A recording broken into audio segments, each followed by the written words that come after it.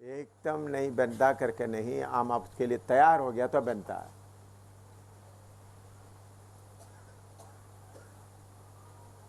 हम परमेश्वर के आज्ञाओं को पालन करते हुए आत्मा के अनुसार चलेगा तो यहोवा परमेश्वर हमारे लिए निसी बन जाता है, यहोवा परमेश्वर हमारे लिए जयरे बन जाता है। तो हमारे ऊपर निर्भर है। प्रभु हमारे बीच में हमारे लिए काफ़ी टेस्ट या जांचने का मौका देता है। उस मौके में हम कैसा खड़ा होता है उसके अनुसार। तो इसलिए ये हमको प्रभु की तरफ से हासिल कर सकता है। जब मौका मिलता है तो मौका को हम क्या करें, जब अवसर मिल जाता है उस अवसर को समझते हुए कार्य करें। कभी कभी हम अवसर आते समय में खो जाता है, उसके बारे में सोचता नहीं, जल्दीबाजी में अपना कुछ रास्ते हम ढूंढ लेते हैं। इस कारण प्रभु जो मौका देता है, मौका हमारे हाथ से निकल जाता है।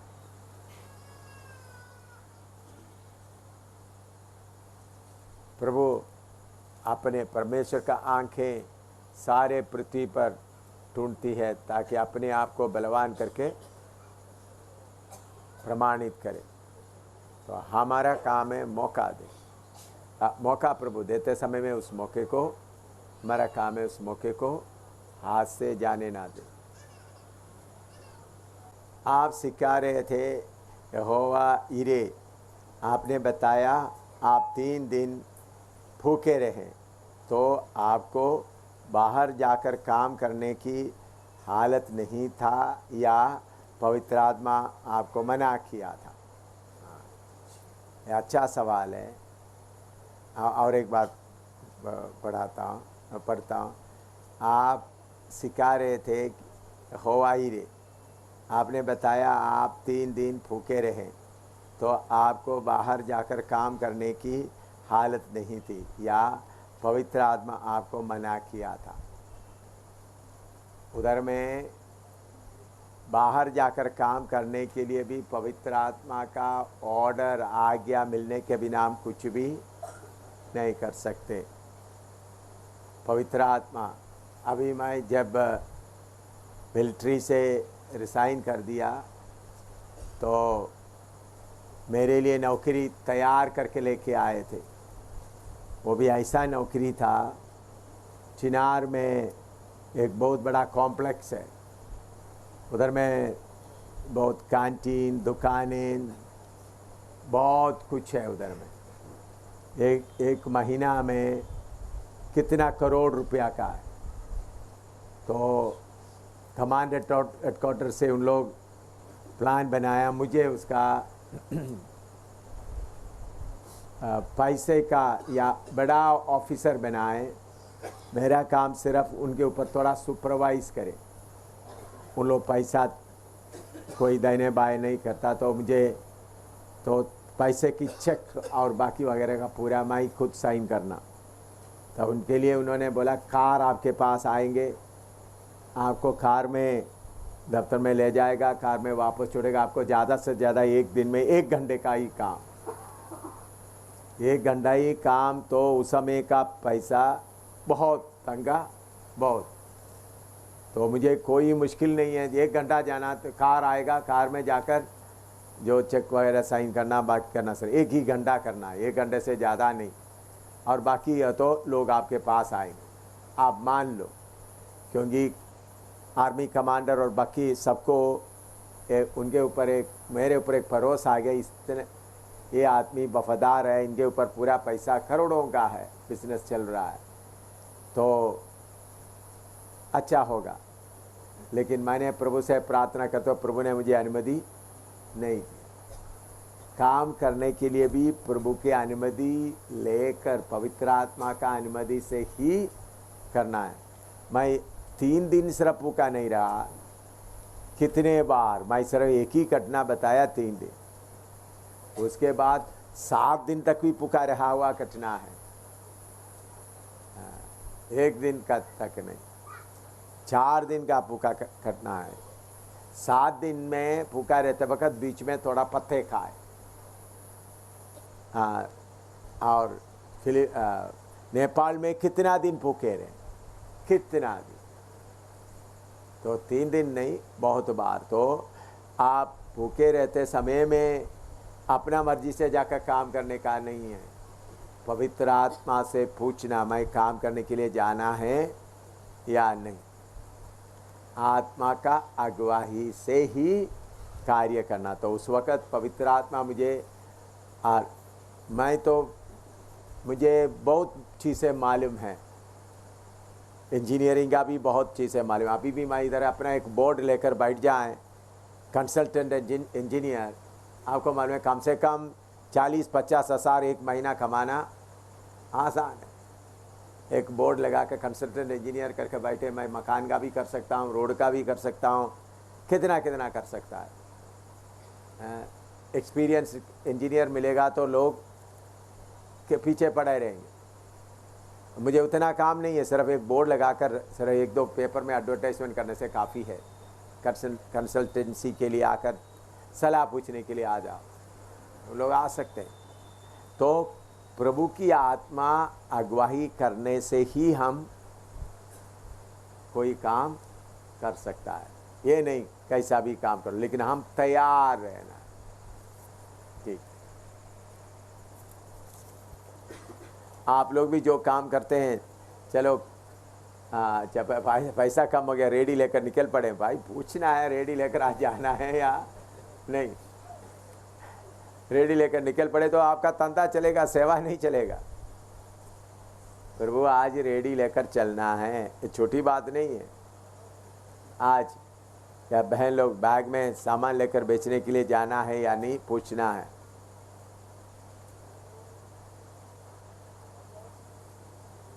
आपने सिखाया, आपने अभिषिक्त आगू के अधीन रहना है, उसके अधीन रहते हुए लड़ाई को जीतना है। ये कैसा पता चलेगा कि हमारा अगुआ अभिषिक्त है, ये भी सवाल है। और एक बार पढ़ता हूँ। आपने सिखाया, अपने अभिषिक्त आगू के अधीन रहना है, उसके अधीन रहते हुए लड़ाई को जीतना है। एक कैसा पता चलेगा कि हमारा अगुआ अभिषिक्त है, कैसा पता लगता है?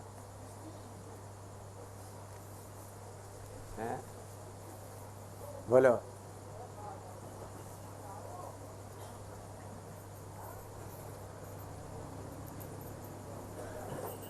कैसा पता लगता है आपका अगुआ अभिषिक्त है?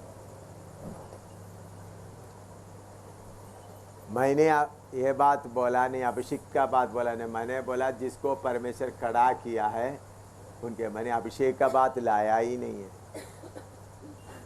है, मैंने अभिषेक का बात लाया ही नहीं, ऐसा बताया। मैंने बोला जिसको परमेश्वर चुनकर खड़ा किया है उनके अधीन रहना। अभिषेक तो बात आप शायद आपने सोचते हुए आप हैं, अभिषिक्त नहीं बोला। मैंने बोला परमेश्वर जिसको तैयार करके खड़ा किया, अभिषेक का बात नहीं है। ठीक है, अगर बोला तो मान लेता है, बोल रहा है, ठीक है, हाँ मान लेता आपका बात को, मैं मान लेता। लेकिन मेरा मन में बात ये था कि क्योंकि मूसा को कोई अभिषेक नहीं किया, मूसा औरों का अभिषेक किया, मूसा को कोई अभिषेक नहीं किया, मूसा आरोन का अभिषेक किया, मूसा को परमेश्वर तैयार करके खड़ा किया। इसी मुताबिक आप जब सेवा में आगे बढ़ते समय में आपके साथ रहने वाला आत्मा सब बातें सिखाता है। आने वाला बातों के बारे में बताते हैं और सब बातें सिखाता है। और सबसे पहले मेरा ये सवाल है, आप कैसा यहाँ तक आ गया? अपने आप पैदा हुआ, आसमान से आया तो नहीं। आपको यहाँ तक तैयार किया कौन है? समझ में आ रहा है? नहीं, आप अपने आप ही जन्म लेने के बाद अपने आप ही दर्शन मिला, अपने आप ही जाकर बपतिस्मा पानी में जाकर पिता पुत्र पवित्र आत्मा के नाम से मैं बपतिस्मा ले लेता हूँ, हैं? ऐसा कितना लोग हैं इधर में? आपका अगुए को मालूम करना है तो आप कहाँ से आपने वचन सुना? कौन आपको यहाँ तक लेके आया? जन्म लेने के बाद पापा को टूटने का जरूरत नहीं, कौन मुझे पैदा किया? सवाल मिल रहा, जवाब मिल रहा है, हैं? अभी जन्म लेने के बाद मैं किसको पप्पा बुलाऊं? बोलो, क्या जिन्होंने मुझे रोटी देता है, मुझे कब देता है, किसको मैं पप्पा बुलाऊं? कितने लोगों को मेरे बात समझ में आ रहा है? बहुत लोगों को अपना पापा, अपना आत्मिक पिता अच्छा नहीं लगता है, और फिर टूटते लगता है ये ठीक है या नहीं। वो क्यों? अपना खुद ही के कारण। क्या है? ऐसा लोगों को गर्दन से काट कर फेंक देना, मैं ऐसा लोगों को सेवा में भी नहीं रखूंगा। ऐसा लोगों को अपना खुद ही के कारण। मैंने आपको सिखाया, दाऊद अभिषेक खोया हुआ शाऊल के अधीन रहा। अभिषेक खोया हुआ, आपका ऊपर का अगुए अभिषेक पाया है या नहीं, विचार ही आया का कारण क्या है? आप घमंडी है, आपके अंदर का खुदी बहुत है, आप घमंडी है। ऐसा लोगों को मैं नहीं साथ नहीं रखूंगा। तो अगुए को मालूम करने के लिए कोई मुश्किल नहीं है। किसके द्वारा मैं उद्धार पाया, किसके द्वारा मुझे यहां तक प्रभु ने लाया, वो है आपका अगुआ। अगर उनके अंदर कोई गलती आपको दिखाई दे रहा है तो भी उसके अधीन रहना। ये कितने लोगों का मालूम हुआ? अगर आपके अगुए के अंदर कोई गलती देखा तो भी उसके अधीन रहना। क्यों? ऐसा रहेगा तो आपका घमंड निकल जाएगा, आपका खुद ही का जगह नहीं रहेगा। देखो दाऊद को मालूम हो गया शाऊल का अभिषेक चले गया, दुष्ट आत्मा शाऊल के ऊपर कार्य कर रहा है, फिर भी वो उसके सामने बैठकर बीना बजा रहा है। फिर भी उन्होंने बोला, शाऊल ने बोला फलाना जगह में जाकर लड़ाई लड़ो। उन्होंने फौज को लेकर लड़ाई लड़ता रहा। जब शाऊल के ऊपर का अभिषेक हट गया, दूसरा आत्मा उनके ऊपर कार्य कर रहा है। लोग बाहर में पुकार बोल रहा है, शाऊल 1000 को मारा, दाऊद 10,000 को मारा। फिर भी चुना हुआ प्रभु का दास दाऊद उसके अधीन में रहा। उसके बाद एक ऐसा मौका मिला, शाऊल दाऊद को मारने के लिए ढूंढते ढूंढते निकल रहा है, जंगल में आया तो जिस गुफा के अंदर दाऊद छुपा हुआ था उस गुफा के बाहर पड़ा है शाऊल। तो दाऊद के लोग बोलते, देखो तुम्हारा दुश्मन को प्रभु ने इधर लाया है, उसको मार दो। ने बोला नहीं। उन्होंने सिर्फ उनका कपड़े का छोटा सा हिस्सा टुकड़ा ले लिया ताकि मालूम हो जाए। बाद में शाऊल को मार डाला हुआ आदमी आकर बोलता, मैंने शाऊल को मार डाला। दाऊद ने बोला उसको मार डाल दो। तो का अभिषिक्त को कौन हाथ उठा कर जीते? तब भी शाऊल के ऊपर का अभिषेक हटने के बाद भी दाऊद क्या बोल रहा है? परमेश्वर का अभिषेक कर। ये है समर्पण किया हुआ लोगों का आदत। हाँ बोलते हैं प्रभु का दास का अभिषेक चले, मैं किसके दो? तुमको तो ऐसा लोगों को मैं नास्तिक भी आने नहीं दूंगा। उपदेश के कारण कोई आ रहा तो चलो भाई, तुम्हारा कलीसिया का उपदेश ठीक नहीं है तो अलग है, लेकिन अभिषेक पाया हुआ वो शायद उनके अंदर से गलती कोई आता। कौन गलती नहीं करता है? कौन गलती नहीं करता?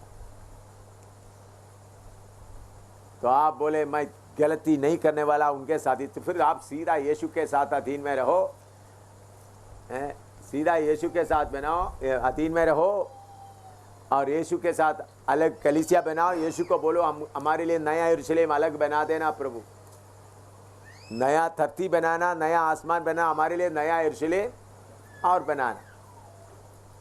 लेकिन यीशु, असली यीशु के पीछे चलना है तो क्या होना पड़ेगा?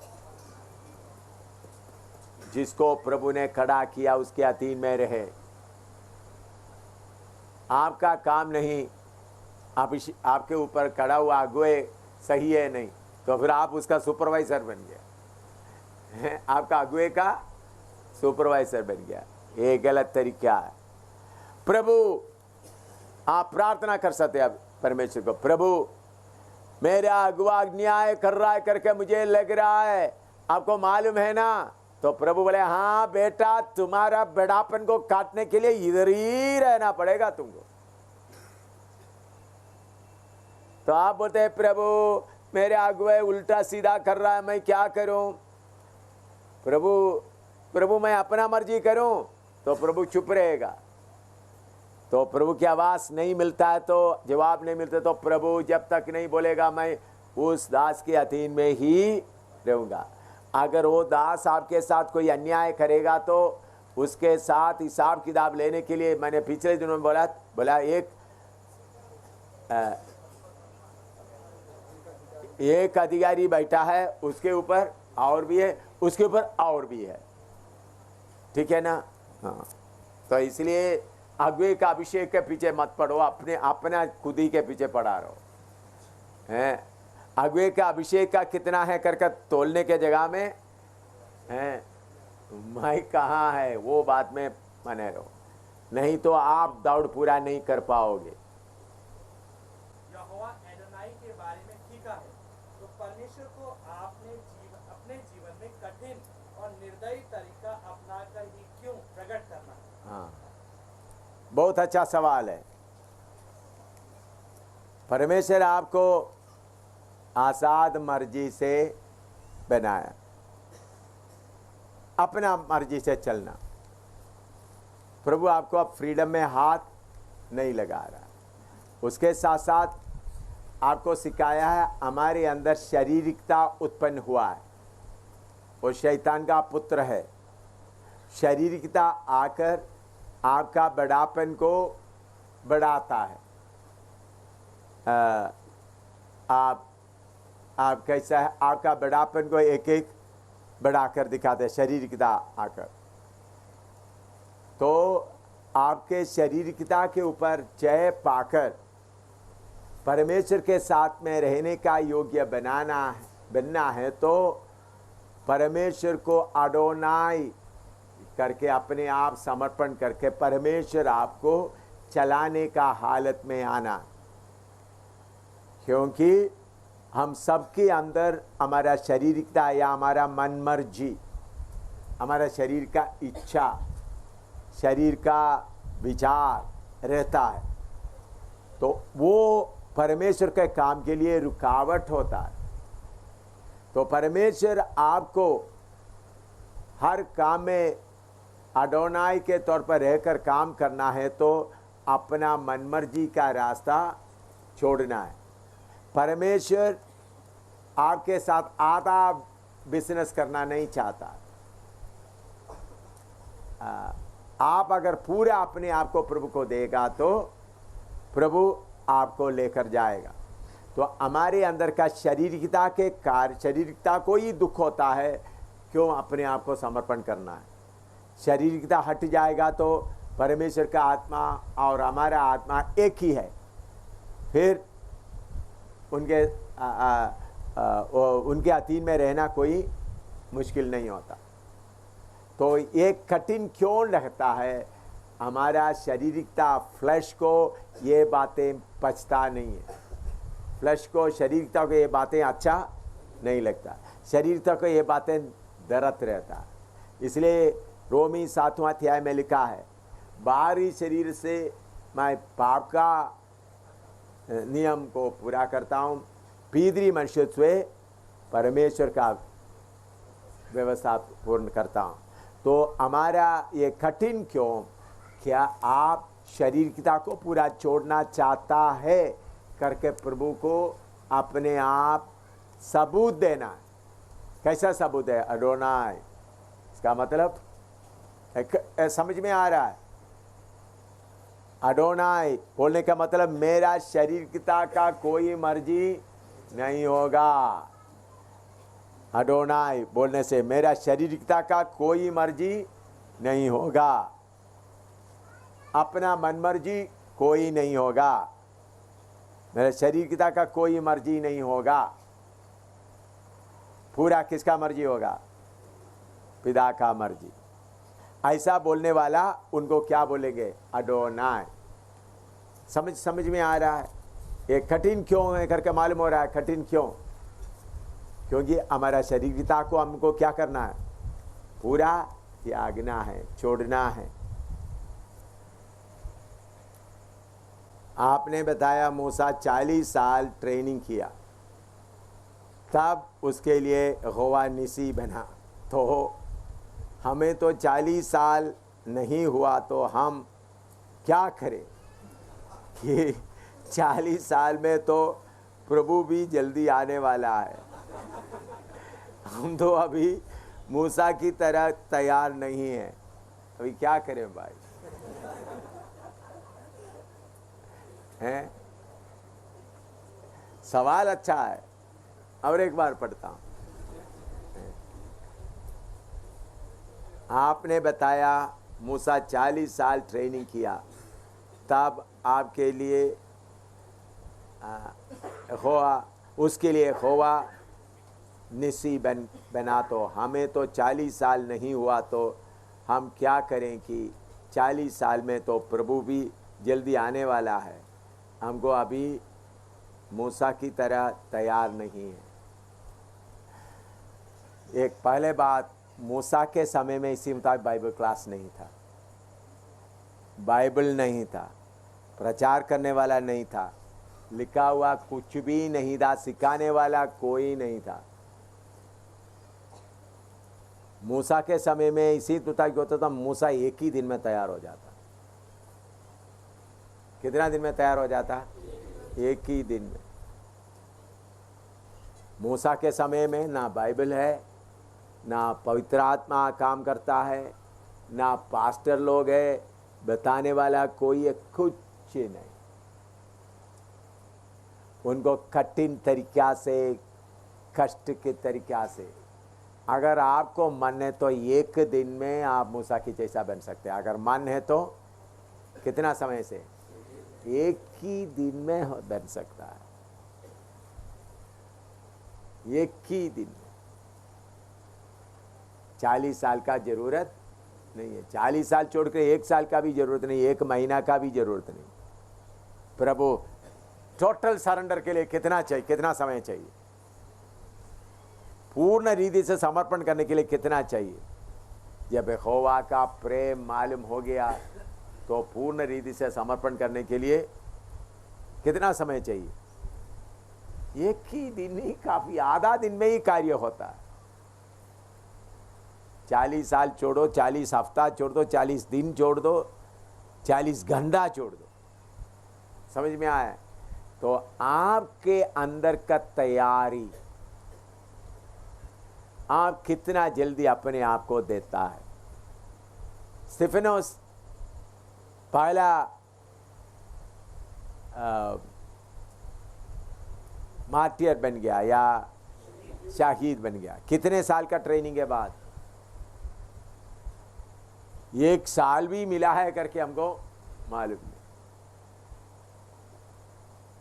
तो एक एक व्यक्ति का अपना समर्पण पर।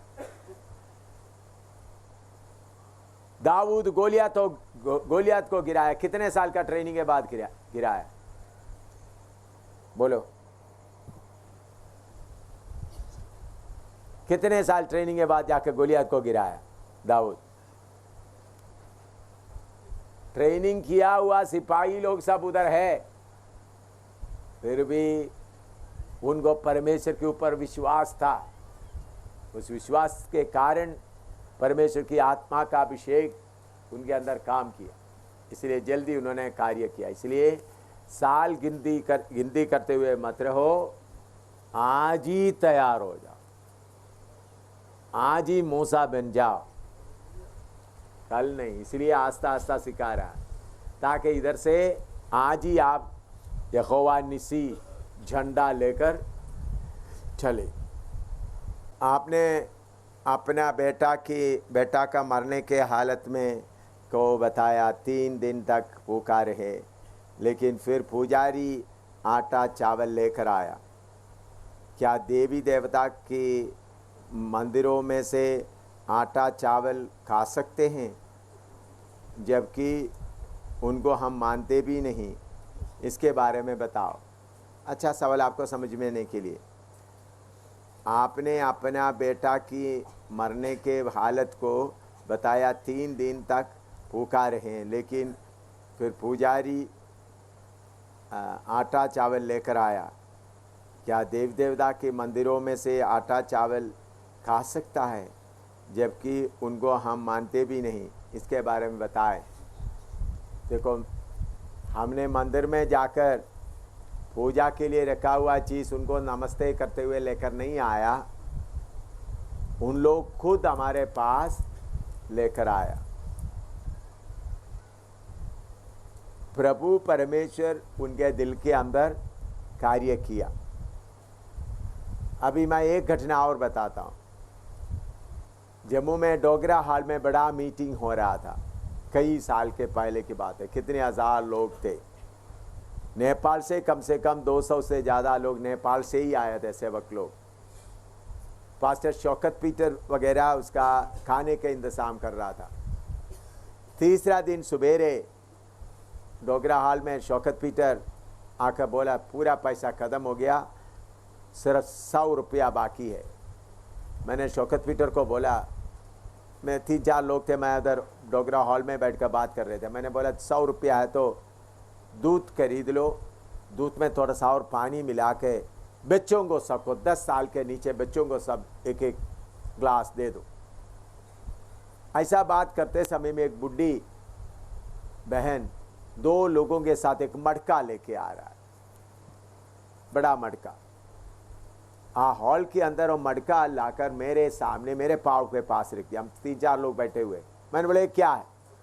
उन्होंने बोला, पिछले 14 साल से काली देवी के लिए मैं मंदिर बनाने के लिए इकट्ठा किया हुआ पैसा है। क्या बोला? 14 साल से काली देवी के लिए मंदिर बनाने के लिए इकट्ठा किया हुआ पैसा है। कल शाम को मैं इधर आया था, सब लोग खड़ा होकर प्रार्थना करते थे, मैं भी खड़ा होकर प्रार्थना किया, तो मुझे ऐसा लगा मेरे अंदर से कोई शक्ति निकल गया। जब मैं घर में गया तो कोई मेरे अंदर बोल रहा है, जल्दी ये मटका लेकर प्रभु के दास के पाँव में रखो। तो इसलिए मैं 2 भारी था, इसलिए 2 लोग उठा के लेके आए। तब आपको मुझे मालूम हो गया परमेश्वर ने इंतज़ाम किया। तो प्रार्थना किया, उसको लिया, वो मटका तोड़ा, तो हमारा बाकी 4 दिन का पूरा खाने का प्रोग्राम उसमें से निकल आया। नेपाल में से आया हुआ 200 से ज़्यादा सेवकों को, बाकी विश्वासियों को किराया भी उसमें से निकल आया। हिंदुस्तान के इधर उधर से आए हुए लोगों का, क्योंकि पास्टर्स सेमिनार रखा था, बाकी फेलोशिप के लोग भी आए थे। बाकी दूसरा फेलोशिप का पूरा ऑल इंडिया पास्टर्स सेमिनार रखा था। एक ही बुढ़ी माँ का पैसा से। तो परमेश्वर के वचन में लिखा है कि तुम गुप्त अन्य जाति का धन को तुम खाओगे। यशायाह 61 का 6 पढ़ो। एशिया 61 का 6,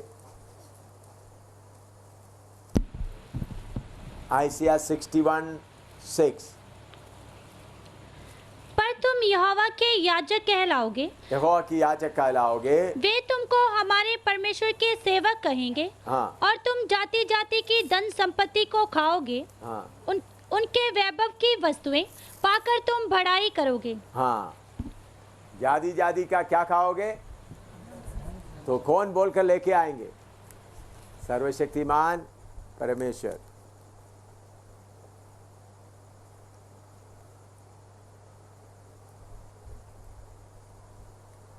We want to surrender before chosen persons, sir, but we have some weakness. We cannot solve it. What to do? इन्होंने कहा हम अपने आप को समर्पण करना चाहता है परमेश्वर का चुना हुआ, लेकिन हमारे अंदर कुछ कमियां हैं। वो कमी हम दूर नहीं कर सकता। हम क्या करें? देखो भाई, कोई इधर नहीं है कमियों का बिना, कोई ना कोई कमी रहता है। आप पवित्र होने के बाद समर्पण करने के लिए नहीं।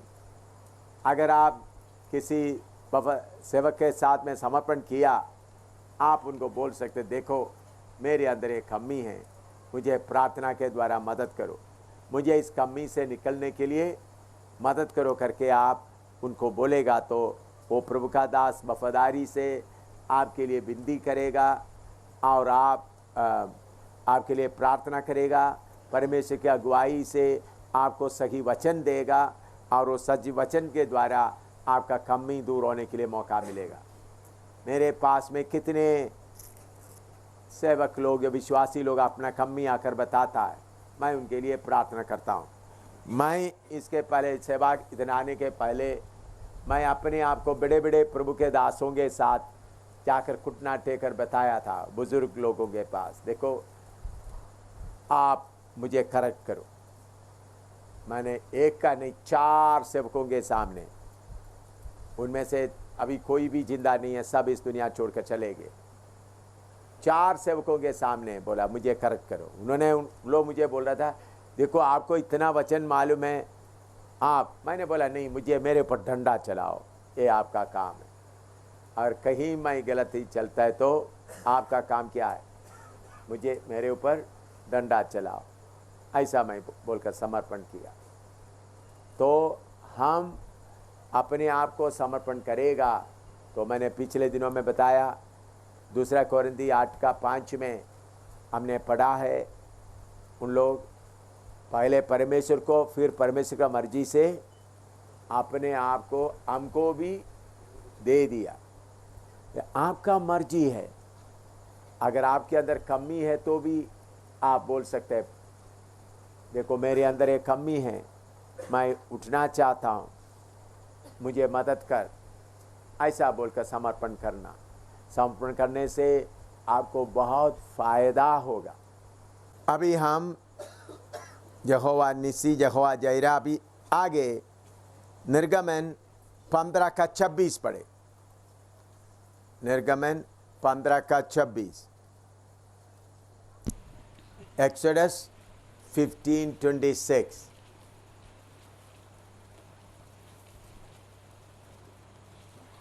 यदि तू अपने परमेश्वर यहोवा का वचन तन मन से सुने और जो उसकी दृष्टि में ठीक है वही करे और उसकी आज्ञाओं पर कान लगाए और उसकी सब विधियों को माने, तो जितने रोग मैंने मिस्रियों पर भेजे हैं उनमें से एक भी तुझ पर ना भेजूंगा, क्योंकि मैं तुम्हारा चंगा करने वाला यहोवा हूँ। मैं तुम्हारा चंगा करने वाला यहोवा हूँ। उसके लिए इब्रानी भाषा में यहोवा रुफेका 5वां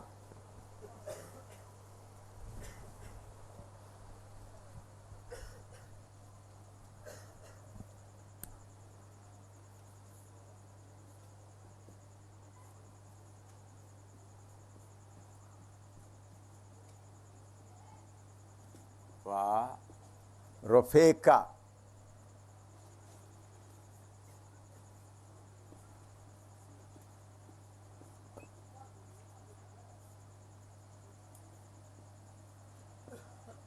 यहोवा रोफेका, इसका मतलब है the Lord our healer.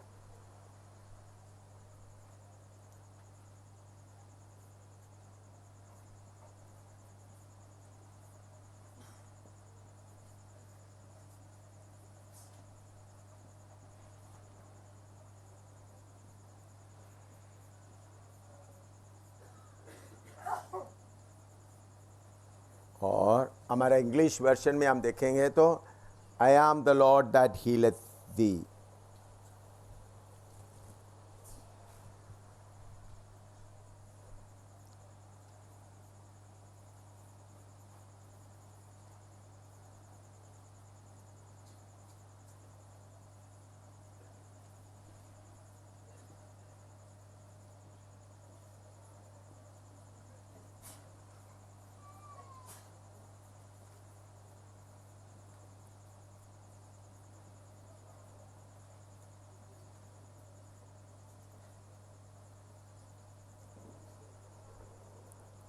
I am the Lord that healeth thee।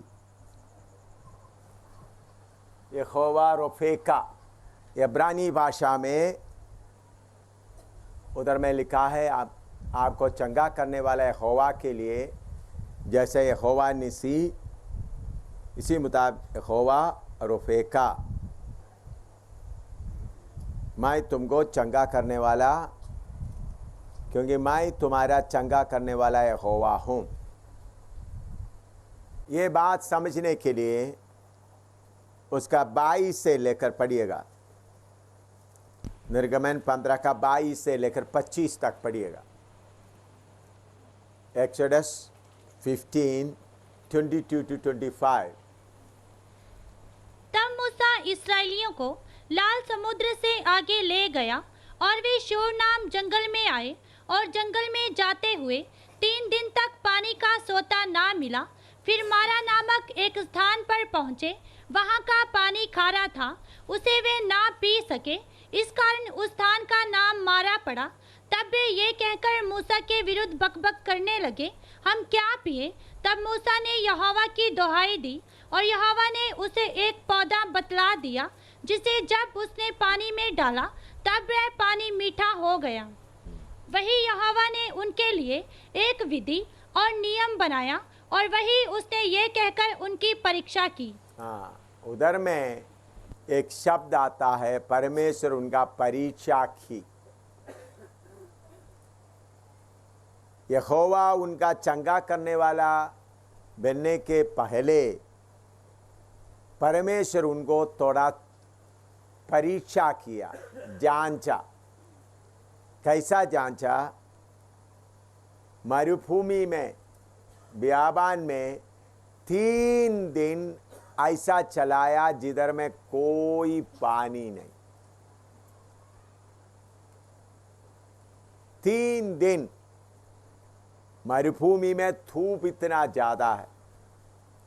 उनके साथ कितना बच्चे हैं? 32 लाख लोग, 32 से ज्यादा लोग।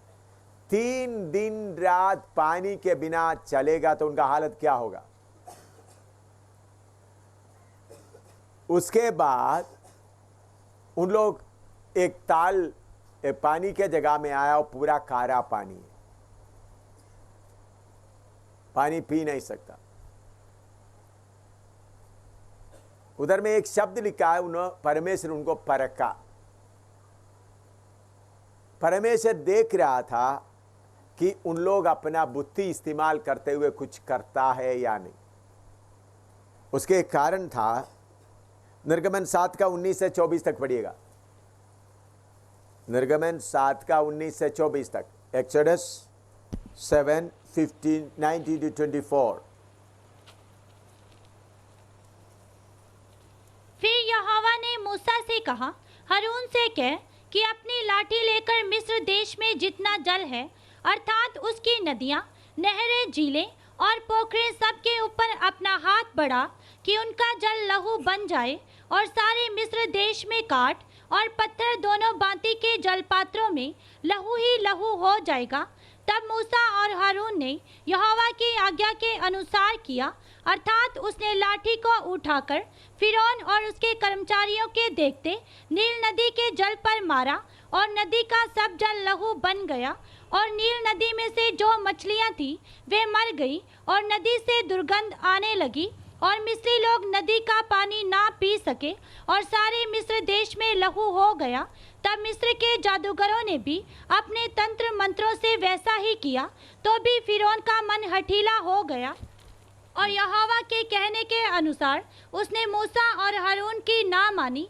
फिरौन ने इस पर भी ध्यान नहीं दिया और मुंह फेर के अपने घर चला गया और सब मिस्री लोग पीने के जल के लिए नील नदी के आसपास खोदने लगे। हाँ, तब उधर में बात, वो बात दोबारा पढ़ो। और सब मिस्री लोग पीने के जल के लिए नील नदी के आसपास खोदने लगे, क्योंकि वे नदी का जल नहीं पी सकते थे। हाँ, देखिए, इधर देखिए, मूसा ने पानी को रक्त बनाया, लहू बनाया। तब मिस्र के लोग क्या किया, नील नदी के किनारे में खड्डा खोदा, ताकि नील नदी का पानी पीने के लिए योग्य नहीं है। खड्डा खोदा तो प्रभु यही देख रहा था, खारा पानी जिधर में मिस्र का इस्राएली लोग आया, सारा पानी क्या है, खारा हो गया। तो ये मिस्री लोग खड्डा खोदते हुए बाद हालात इस्राएली लोग देखा है। परमेश्वर परख रहा था, क्या इस्राएली लोग भी खड्डा खोदना शुरू करेंगे या नहीं। उन लोग खड्डा नहीं खोदा, उन लोग अपना बुद्धि इस्तेमाल नहीं किया। उनके साथ एक अच्छा लीडर था मूसा, उन्होंने परमेश्वर को पुकारा। तब परमेश्वर एक पौधा दिखाया, उसमें से एक पेड़ दिखाया, उसमें से एक डाली काट कर डाला तो पानी पूरा मीठा हो गया। तो परमेश्वर का प्रोग्राम, परमेश्वर का वायदा टेस्ट के बिना नहीं होता। इन्होंने अपना बुद्धि इस्तेमाल करता है या नहीं, जांच के देखने के बाद बोला, मैं तुम्हारा रोफे का हूं, मैं तुम्हारा चंगा करने वाला यहोवा हूं। लिखो, हम लोग इसी मुताबिक समस्या में आते वक्त हमको एक वचन याद आता है, सांप के मानिंद अक्लमंद, कबूतर के मानिंद बोले बन के रहो। सांप के मानिंद अक्लमंद। जब हम हमारा बुद्धि इस्तेमाल करना शुरू करता है, परमेश्वर सजा नहीं देता, परमेश्वर आपको प्यार से मौका देता है। अगर परमेश्वर यहोवा आपका रोफे का बनना है, टेस्ट होगा भाई। मैंने कल बताया, परमेश्वर को अडोनाय बुलाना है, आपका समर्पण।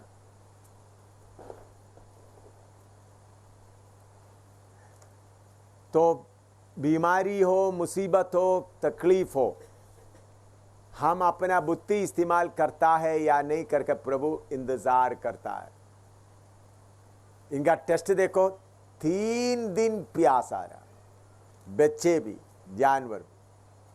पानी के पास आया, पानी पूरा कारा। उन लोग देखा, मिस्र के लोग जब पानी लहू बन गया, उन लोग नदी के किनारे में खड्डा खोदकर अच्छा पानी लिया। इन लोग भी जरूर ऐसा कर सकते थे, लेकिन इन लोग ऐसा नहीं किया।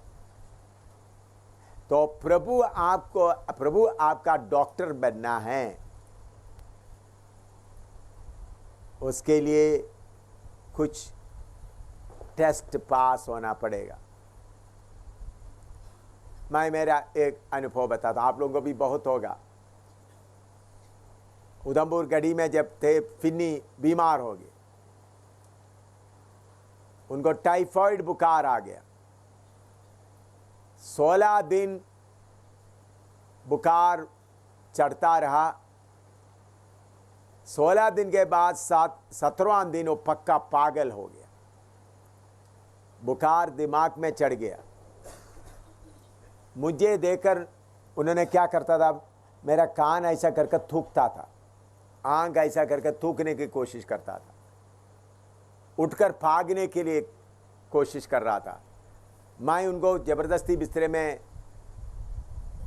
पकड़कर लेटता था, ना तो मेरा पत्नी बारी बारी में, क्योंकि उठकर भागना, नींद बिल्कुल नहीं, हमको देखते ही थूकना है। क्योंकि उस समय में दूसरा फेलोशिप का पीजी वर्गीस का ग्रुप का उन लोग कटरे में थे, उन लोग आकर उनमें से 2-3 बहनें आया, नबूत किया, नबूत करके बोलते हैं सामुएल सामुएल सामुएल तुमने पाप किया है, अगर तुम पाप पश्चाताप नहीं करोगे तो तुम्हारा बेटा मर जाएगा, इसलिए सामुएल तुम्हारा बेटा जिंदा रहना तो पाप को पश्चाताप करो। मैंने बोला प्रभु तेरा धन्यवाद हो, जांच कर देखा कोई पाप है प्रभु, लेकिन कुछ पाप मुझे दिखाई नहीं दिया। मैं प्रभु को धन्यवाद किया। ऐसा पागल बनकर 16 दिन और रहा। 32वां दिन में बीमार होकर 32वां दिन पागल बनकर 16 दिन। और इसके बीच में कुछ लोग आया, मिलिट्री वाला और पड़ोसी वाला लोग आया, देखो आप सबके सामने दवाई इस्तेमाल करने नहीं चाहते तो हम मिलिट्री हॉस्पिटल से एम्बुलेंस लाते, एम्बुलेंस लाकर रात को आप बेटे का कुछ इलाज करेंगे। मैंने बोला मेरा बेटा सबसे ऊंचा अस्पताल जिसका नाम है कालवरी अस्पताल, कालवरी अस्पताल में रह रहा है, और इस कालवरी अस्पताल में एक सबसे बड़ा डॉक्टर है, उसका नाम है यीशु मसीह। और कालवरी अस्पताल में एक दवाई है, वो है यीशु मसीह का लहू, और उधर खाने के लिए गोली भी मिलता है, वो है यीशु का नाम। मैंने बोला इससे बड़ा अस्पताल और कहीं नहीं है, इससे बड़ा डॉक्टर और कहीं नहीं है। मेरा बेटा अस्पताल में ही पड़ा है, उस अस्पताल में विश्वास का पैसा ही चलता है, दूसरा कोई पैसा नहीं चलता। उस अस्पताल में दाखिला होना है तो विश्वास का पैसा, विश्वास पैसा देने से, विश्वास का पैसा नहीं, विश्वास, वो उधर में वही पैसा चलता है जिस पैसा का नाम क्या है, विश्वास, वही चलता है। 32वां दिन में 5 ऑफिसर लोग आया हमारा, उसी जिधर में मैं पहले ऑफिसर बन के रहा था उधर ही, उसी इलाका में ही सेवा शुरू किया था। ऑफिसर लोग बीच में आते थे मुझे मिलने के लिए, और मैं उनको वचन सुनाता था। 5 ऑफिसर इकट्ठा 32वां दिन में आया, उनमें से 2 मेरे से बड़े थे, 3 मेरे से नीचे थे, 5 लोग आए। उन लोग आकर देखा तो मेरा बेटे को मेरा पत्नी पकड़ा हुआ है, थूक रहा है, पक्का अड्डी बन गया, कोई नहीं, मरने का हालत में, सिर्फ पक्का पागल।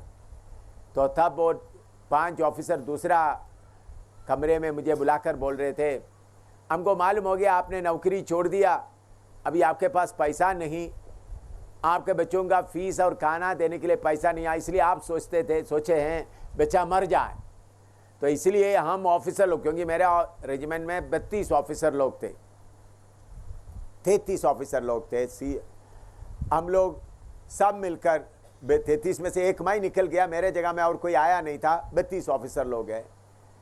तो हम लोग मिलकर ये योजना बनाया है कि आपका बेटी का फीस हम देंगे, हम अपना फंड से, तो इसलिए आपका बेटे को ऐसा मरने मत दो। अभी हम गाड़ी लाने जा रहे हैं, आपका बेटे को हम अस्पताल में ले जाएंगे। मैं उनके सामने बैठते हुए मैं पिता से प्रभु से बोला, मलयालम में बोला, अपच्चा ഞാൻ ഇതും കേൾക്കണമോ, इसका मतलब मेरे पिता मैं ये भी सुनना है। वो क्या बोल रहे थे, तुम्हारा बच्चों को फीस देने के लिए पैसा नहीं, इसलिए तुम जानबूझकर उसको मरने दे रहा है। मैंने बोला पिता, अंदर ही अंदर, पिता मैं ये भी सुनना है। एकदम मेरे अंदर में आवाज़ आ गई, अंदर में ऐसा आता, तुम्हारा बेटा चंगा हो गया। मैं उठकर कमरे में देखा तो 16 दिन के बाद फिन्नी मुझे पहचाना, पापा बुला दिया। 16 दिन के बाद सिर्फ अड्डी अड्डी है। फिर मैंने उनको उठा के लेके आए, क्योंकि ये ऑफिसरों को उन लोग जानते थे। 5 के 5 ऑफिसरों को उन्होंने पहचान लिया। उनसे पूछा अंकल आप कैसा, क्योंकि ऑफिसर लोग हमारे घर में नौकरी छोड़ने के पहले हमारे घर में आते थे, इडली वगैरह खाते थे, बहुत खेलते थे, बच्चे भी खेलते थे। इसलिए 5 ऑफिसरों को पहचाना, अंकल आप कैसा है। 5 के 5 ऑफिसर उधर कुटना में बैठ गए, पहले कुर्सी में बैठे हुए थे। वो लोग ये बोलने लगा, आप भी हमको मालूम हो रहा है तुम्हारा परमेश्वर सर्वशक्तिमान है। 2 मिनट पहले उन लोग उनको कैसा देखा, पागल। 2-2.5 मिनट के पहले वो पागल देखा उनको, लेकिन वही लोग 2 मिनट के बाद देख रहे हैं उनको तंदुरुस्त हालत में। तंदुरुस्त मतलब अड्डी है, फिर भी 5 के 5 ऑफिसरों को पहचाना। तो यहोवा परमेश्वर आपका रोफे का होना है तो क्या करना पड़ेगा, टेस्ट पास करना है, उसका परीक्षा पास करना है। ओ यहोवा परमेश्वर रोफेका, यहोवा रोफेका, यहोवा रोफेका करके 1000 बोलने से भी काम नहीं बनेगा। यहोवा रोफेका बोल करके फिर दवाई खाना पड़ेगा, अस्पताल में भी जाकर यहोवा रोफेका बोलते रहेंगे। ऐसा नहीं, टेस्ट पास करना है। मैंने एक ही घटना बताया, मेरा पत्नी कितना बीमार हो गई, मैं कितने बार बीमार हो गया। एक बार मैं मोगा पंजाब में सेवा करके आया, मलेरिया आया, मुझे गाड़ी से उतारा। Malaria, typhoid, jaundice. Malaria typhoid के लिए हिंदी में क्या बोलता है, हाँ टाइफॉइड बुखार। जॉन्डिस के लिए क्या होता, पी लिया। ये तीनों बीमारी इकट्ठा मेरे ऊपर लग गया। मैं उल्टी करते पूरा पी लिया, पीला। लोग बोलने लगा ये, और मलेरिया का सर्दी। 22 दिन बिस्तरे में पड़े थे। उस वक्त जैकब जॉन वगैरह हमारे संगति में था। लोग बहुत प्रार्थना किया। प्रार्थना करने के बाद फिर भी मेरा कोई भी चंगाई नहीं हो रहा था। मैं प्रभु की कृपा मांगता हुआ पड़ा रहा। 22वां दिन में लोग उधर प्रार्थना कर रहे, मैं एक दर्शन देखा। बहुत समय में बेहोश भी था। जब होश में था एक दर्शन देखा तो मेरा सिर और इतना जगह एक जानवर के मुंह में है।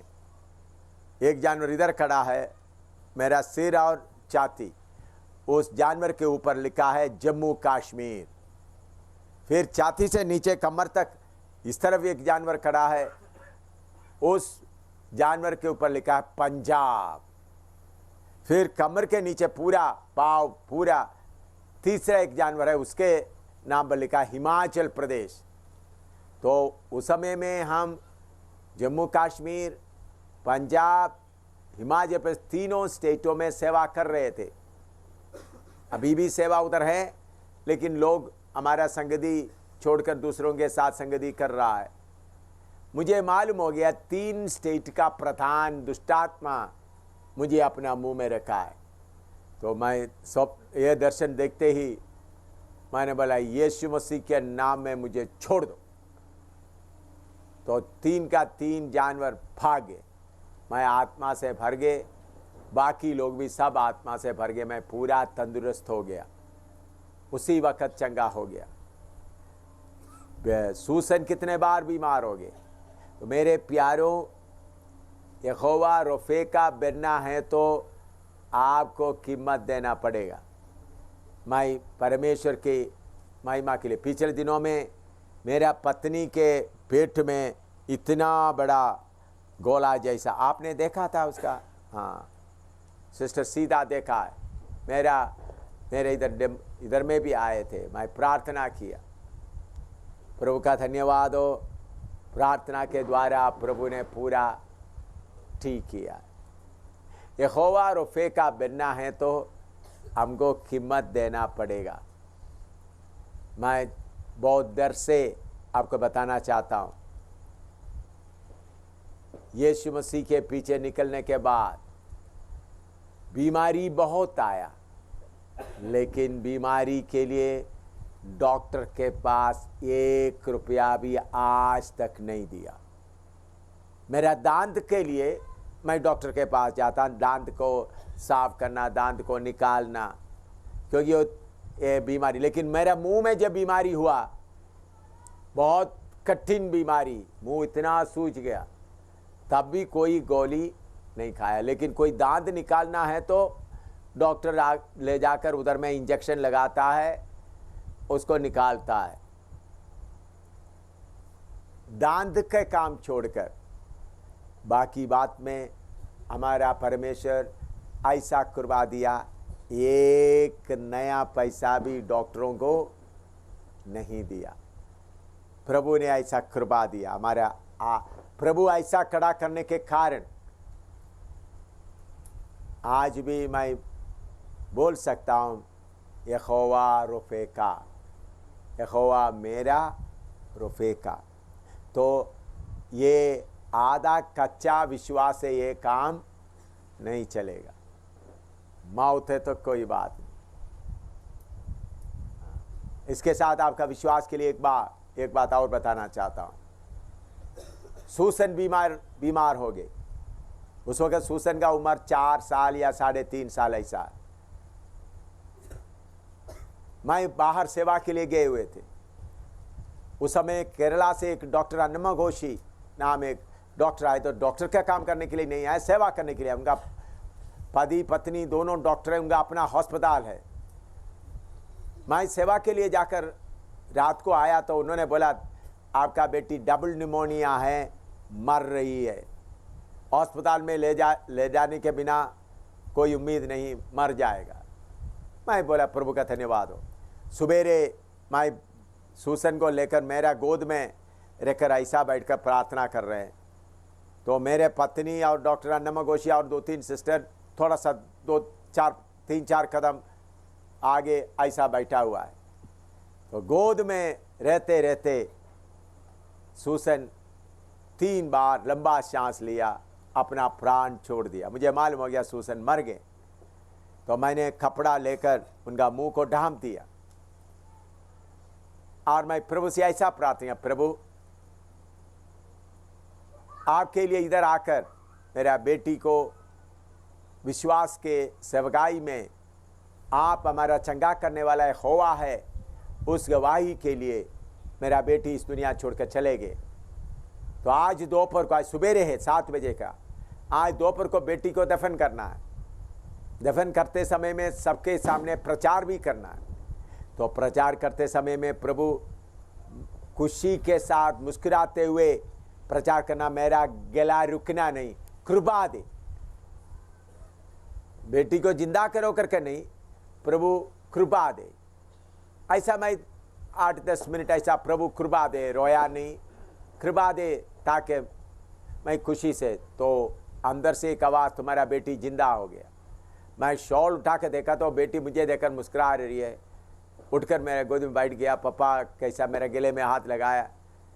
फिर उठकर जाकर अपना उनका मम्मी वगैरह आगे खुन्ना में सिर झुकाकर प्रार्थना। मैंने उनको बताया नहीं बेटी मर गया। मेरा पत्नी को, बच्चों को, डॉक्टर अन्नमा घोषी को मैंने बताया बेटी मर गया नहीं। कोई घबराहट नहीं आया। उनके जाकर सिर में ऐसा डाल करके उनको उठाया तो बेटी मुस्कुराती हुई खड़ी है।